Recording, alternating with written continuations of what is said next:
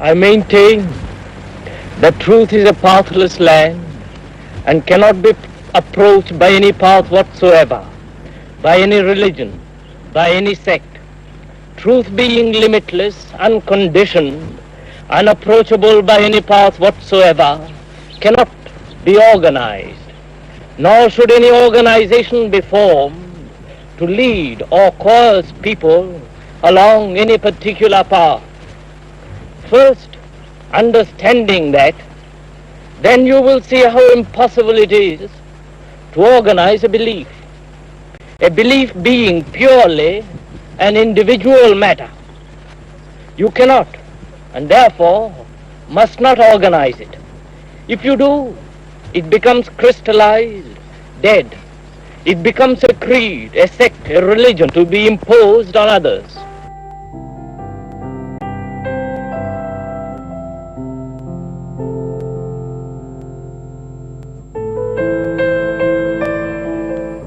সত্য, যা কিনা সীমাহীন এবং যা কোনো শর্তের অধীন নয়, সেই সত্যের সন্ধান পাওয়া সততই কঠিন। সংগঠিত ধর্মবিশ্বাস কখনো সত্যের পথ হতে পারে না, বরং এই পথ হতে পারে পর্বতগাত্রের মতো বাধা বিঘ্নময়, প্রতিকূল। পরম সত্যলাভ সম্পর্কে এমনই অভিমত ছিল জিড্ডু কৃষ্ণমূর্তির, যিনি একাধারে দার্শনিক, বাগ্মী, সুলেখক। তাঁর বর্ণময় জীবনের সবটা জুড়ে ছিল এই সত্যানুসন্ধান, এবং তা ছিল প্রকৃতিকে কেন্দ্র করেই। জিড্ডু কৃষ্ণমূর্তির জন্ম 1895 সালের মে মাসে তৎকালীন মাদ্রাজ প্রেসিডেন্সির অন্তর্গত মদনাপাল্লে শহরে।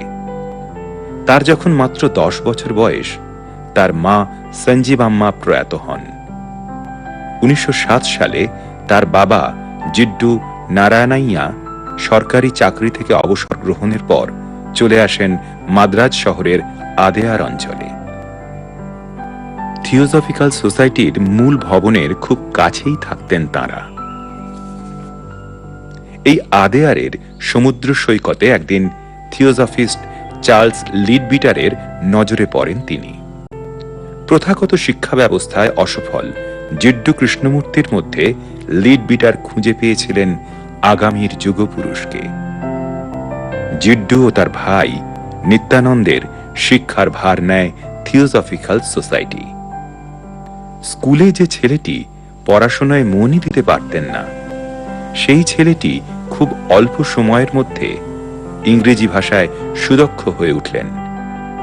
থিওজফিক্যাল সোসাইটির তৎকালীন সভাপতি ও প্রখ্যাত সমাজতত্ত্ববিদ অ্যানি বেসান্তের বিশেষ স্নেহধন্য হয়ে উঠলেন জিড্ডু Krishnamurthy. This is a very interesting question that has been asked quite often over the past few years as to what was the influence of the discovery of Krishnamurti by Leadbeater and the Theosophical Society. It's an interesting question because many people have questioned the influence, whether it is still there, did it influence the teachings. Now the truth is that physically, of course, there was an influence. The reason being that he was a person from a very rural, from a very traditional background, not very well off. From that background, he was taken abroad for an education that was basically a Western education, which made him a very different person from what he was in Andhra Pradesh when he was a child. So definitely there was a physical influence in that sense. But it's very important to remember that even when Theosophical Society's Leadbeater discovered Krishnamurti, the fact is that he was already what you might call in spiritual terms a free soul. Mane kono selfishness chilo na. There was basically at that time itself, he was like an uncut diamond. So in that sense, it's important to remember that because people may say, well, what was the influence of the teaching? But deep within there was no influence in that sense. 1911 সালে theosophical society গঠন করে the order of the star in the east, বা সংক্ষেপে OSE, যে মতবাদের প্রধান নির্বাচিত করা হয় কৃষ্ণমূর্তিকে। আসলে তার মধ্যেই ভবিষ্যতের বিশ্ব শিক্ষককে খুঁজে পেয়েছিল থিওজফিক্যাল সোসাইটি। সেই বছরই এপ্রিল মাসে অ্যানি বেসান্ত ও আরও একজন উল্লেখযোগ্য থিওজফিস্ট জর্জ আরুন্ডেলের সঙ্গে ইংল্যান্ডে যান কৃষ্ণমূর্তি এবং তার ভাই নিত্যানন্দ। পরিবারের সঙ্গে সমস্ত সম্পর্ক ততদিনে ছিন্ন হয়ে গিয়েছে দুই ভাইয়ের। এই সফরেই প্রথম জনসমক্ষে বক্তৃতা দেন জিড্ডু কৃষ্ণমূর্তি। তার প্রথম লেখাও শুরু হয় এই সময় থেকেই। প্রথম বিশ্বযুদ্ধের পর বিভিন্ন দেশে তিনি ওএসইর প্রধান হিসেবে তার বক্তব্য রাখেন।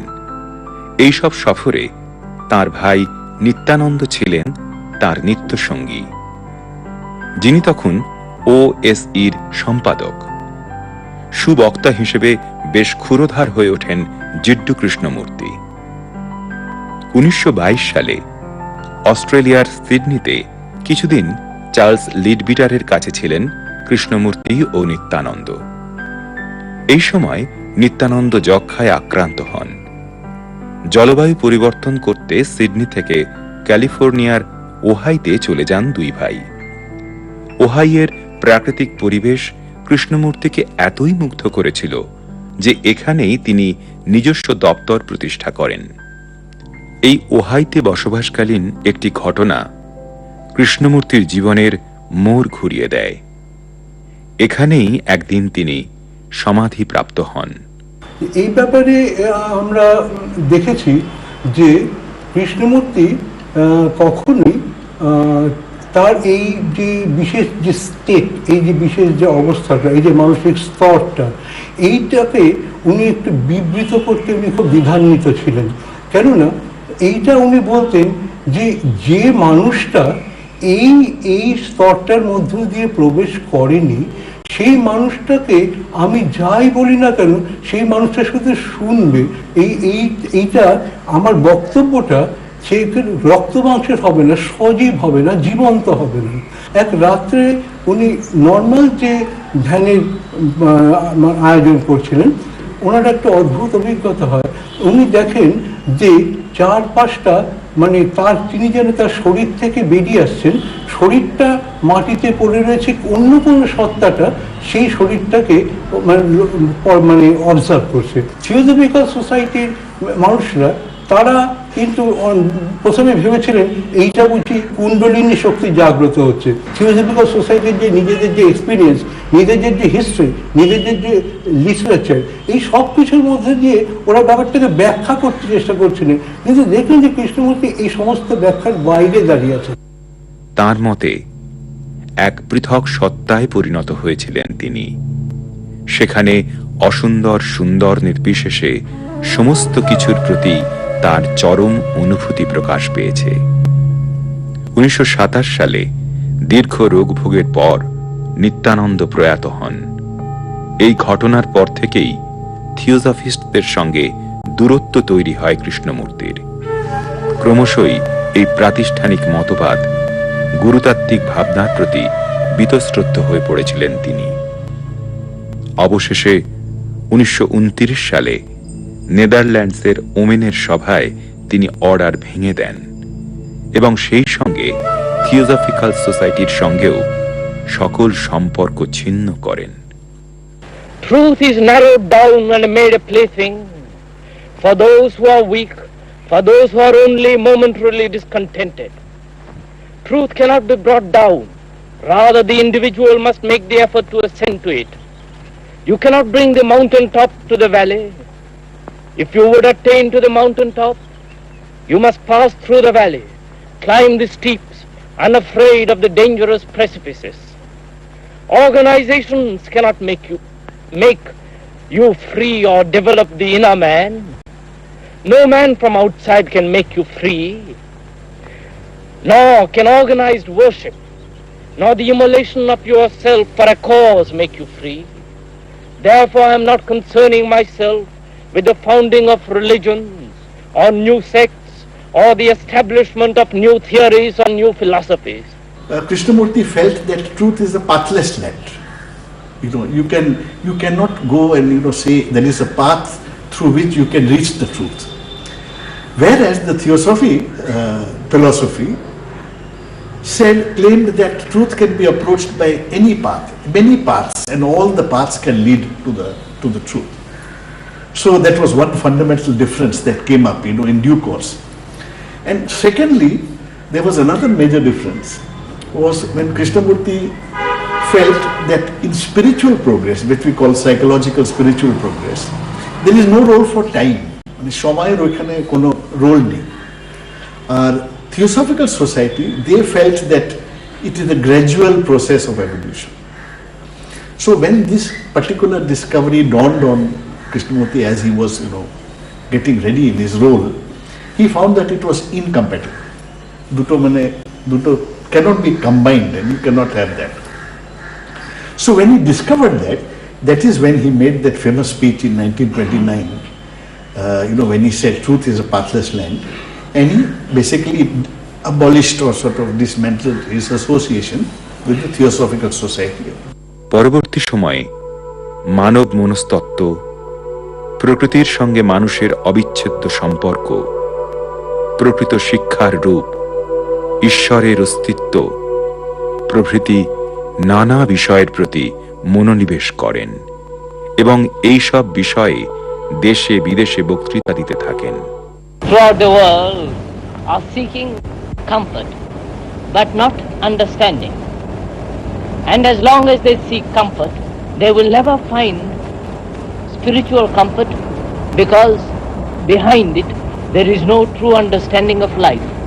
And for the understanding of life you require harmony born out of this vast chaos which is taking place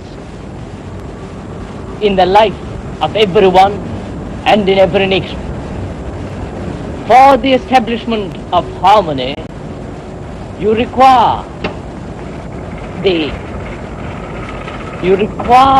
no binding or limitation on life.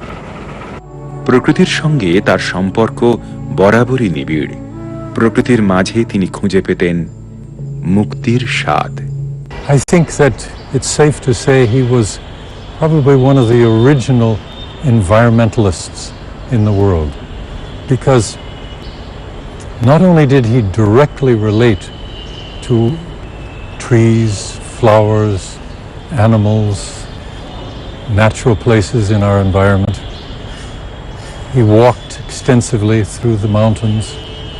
He felt that unless we as humans are deeply connected to nature, we will never fully be human.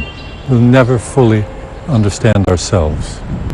So he urged people, concerned people, to be connected to nature. তার কাছে সত্য কোনো প্রাতিষ্ঠানিক ধর্মীয় ভাবধারা নয়, তাই মানুষকে হতে হবে বিহঙ্গের মতো মুক্ত। জীবনের অর্থ বোঝাতে গিয়েও সেখানে তিনি প্রকৃতির স্বাভাবিক সৌন্দর্যের কথা বলেছেন। পাখি, ফুল, নতুন শাখায় পাতায় সেজে ওঠা গাছ, অন্তহীন আকাশ, অগণিত নক্ষত্র, আর এই বয়ে চলা নদী, সেই নদীর মাছ, এই সব কিছুই জীবন। সংগঠিত বিশ্বাসকে তিনি ধর্ম বলতে অস্বীকার করতেন, বরং তা যে এক বিশেষ ধারার ক্রিয়াকর্মের মধ্যে মানুষকে সীমাবদ্ধ করে রাখার সামাজিক উপায়, এ কথা দ্ব্যর্থহীন ভাষায় বলেছেন। তার মতে ধর্ম হল সত্য ও ঈশ্বরের অন্বেষণ, এবং এই অন্বেষণ অসামান্য শক্তি, অপরিমিত মেধা এবং সূক্ষ্মাতিসূক্ষ্ম চিন্তা দাবি করে। এই অনন্তকে খোঁজার মধ্যে দিয়েই সঠিক সামাজিক ক্রিয়া জন্ম নেয়। তার সমস্ত চিন্তার মধ্যেই প্রকৃতি একাত্ম হয়ে গিয়েছে। মননের স্বাধীনতা সম্পর্কে বলতে গিয়ে তিনি বলেছেন, আমি ভাবি তোমরা কি চুপচাপ দাঁড়িয়ে দিনান্ত সূর্যের শেষ অস্তরাগের ছোঁয়ায় উজ্জ্বল হয়ে ওঠা পশ্চিমের আকাশকে, আর তার সঙ্গে ওই গাছেদের একটু ওপরে সলজ্জ কিশোরী চাঁদকে কখনো দেখেছ? সেই নিবিড় মুহূর্তে নদী বড় শান্ত, সেতু, চলে যাওয়া ট্রেন, ক্ষীণ চাঁদ আর অন্ধকার ঘনতর হলে একে একে বেরিয়ে আসে দীপ্ত তারা। সব কিছু সেই নদীর শান্ত জলে প্রতিফলিত হয়। সমগ্র সত্তা দিয়ে ওই সৌন্দর্যকে দেখতে হলে মনকে পুরনো চিন্তার ঘূর্ণাবর্ত থেকে মুক্ত হতে হবে। 90 বছরের দীর্ঘ জীবনে বিভিন্ন ক্ষেত্রে সুপ্রতিষ্ঠিত মানুষদের সঙ্গে তাঁর সাক্ষাৎ হয়েছে, আলোচনা হয়েছে। তাদের মধ্যে ছিলেন লেখক অ্যাল্ডাস হাক্সলে, নিউক্লিয়ার ফিজিসিস্ট ডেভিড বহাম, পোলিও ভ্যাকসিনের আবিষ্কর্তা জোনাস সল্ক, জীব রসায়নবিদ রুপার্ট শেলড্রেক, ভারতের প্রথম প্রধানমন্ত্রী পণ্ডিত জওহরলাল নেহেরু। পরবর্তীকালে ইন্দিরা গান্ধীর সঙ্গেও তার সখ্যতা গড়ে ওঠে। ইন্দিরা ও কৃষ্ণমূর্তির মধ্যে সেতু হিসেবে কাজ করেছিলেন ইন্দিরার একান্ত বন্ধু ও কৃষ্ণমূর্তির অন্যতম জীবনীকার পুপুল জয়াকার। 1928 সালে তাঁর ও অ্যানি বেসান্তের প্রচেষ্টায় স্থাপিত হয়েছিল কৃষ্ণমূর্তি ফাউন্ডেশন। বর্তমানে এই ফাউন্ডেশনের শাখা দেশে বিদেশে ছড়িয়ে পড়েছে। এছাড়া তার প্রতিষ্ঠিত স্কুলের সংখ্যাও কম নয়। তার মধ্যে অন্যতম হল ব্রিটিশ যুক্তরাজ্যের ব্রামডিনে প্রতিষ্ঠিত ব্রকউড পার্ক স্কুল। প্রতিটি স্কুলের একটি আন্তর্জাতিক দৃষ্টিকোণ থাকলেও তিনি চাইতেন প্রতিষ্ঠান হিসেবে তারা যেন হয়ে ওঠে স্বতন্ত্র, একে অন্যের থেকে পৃথক। All the schools that he founded had a single purpose, and that was to create a new generation with a new mind. That mind should be one that is sensitive, awake, compassionate, alert, and not worldly.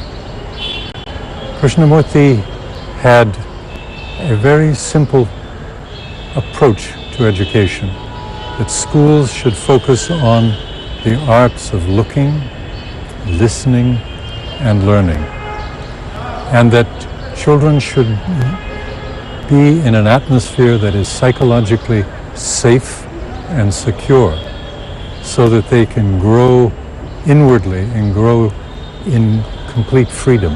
He felt that psychological freedom was the singular, most important dimension in the learning process. In northern India, they call an educator, teacher of an elementary school, Guru. They call them Guruji, because he's teaching, he's informing. Now, the word Guru has been brought over from that unfortunate country to this country. And they are making millions and millions and millions of money out of it, telling you what to do. And there is no right Guru. There is only the wrong Guru. Because nobody can teach you anything except for yourself. শিক্ষাদান সম্পর্কে তিনি গুরুত্ব দিতেন তিনটি লক্ষ্যে: সমষ্টিগত দৃষ্টিভঙ্গি, মানবতা ও প্রকৃতির সহাবস্থান, বিজ্ঞান ও সত্যের মিলন। শিক্ষার পূর্ণতা সম্পর্কে ব্যাখ্যা করতে গিয়ে তিনি বারবারই জীবিকা নির্ভর সামাজিক সীমাবদ্ধতা, ধর্মের নামে অন্ধত্ব প্রচার, রাজনৈতিক স্বার্থসিদ্ধি এবং হানাহানির ক্ষয়িষ্ণুতার বিরুদ্ধে সুস্পষ্ট ভাষায় তীব্র অভিমত জানিয়েছেন। It's an insane world, you understand? There is no sanity in the political world, in the religious world, right? In the economic world, there is no sanity. Don't be corrupt inside. Don't seek vanity, proud, pride. Don't say I'm superior to somebody else. You know, you learn a great deal when there is humility. তার দর্শন এবং তার পথ নির্দেশ আমাদের কাছে ভীষণ আপন মনে হয় এই জন্যে যে গুরুদেবের যে ভাবনা তার সঙ্গে অনেকাংশে কিন্তু তার সাদৃশ্য আমরা খুঁজে পাই এবং সেটা আমাদের অন্তরের যে ভাবনা তার সঙ্গে মিলে যায়।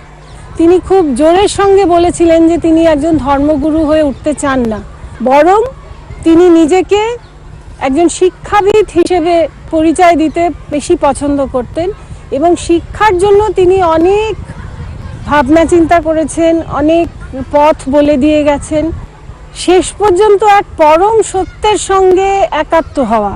এই জায়গায় যেন কৃষ্ণমূর্তি এবং অন্যান্য যারা সেই মাপের দার্শনিক ভিশনারি যাদের আমরা বলি, তাদের সবার বক্তব্য কিন্তু এক হয়ে গেছে। তাই শিক্ষার ভূমিকা সম্পর্কে তার সার কথা হলো, শিক্ষার ভূমিকা হলো বাইরে এবং ভেতরে সকল ভয়কে নিশ্চিহ্ন করে দেওয়া।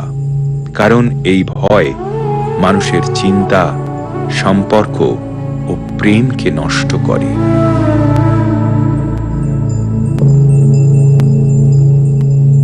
1986 সালের 17 ফেব্রুয়ারি সকলকে ছেড়ে অনন্ত লোকের পথে যাত্রা করেন আমৃত্যু সত্য সন্ধানী এই মানুষটি।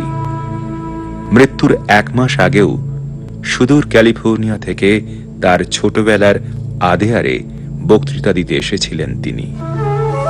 শরীরে বাসা বেঁধেছিল ক্যান্সার, কিন্তু প্রাণ শক্তিতে ভরপুর মানুষটিকে মারণ রোগ দমিয়ে রাখতে পারেনি। আসলে তিনি যে বলতেন, মানুষ স্বয়ং হলো শক্তি, যে শক্তি সত্যকে খোঁজে।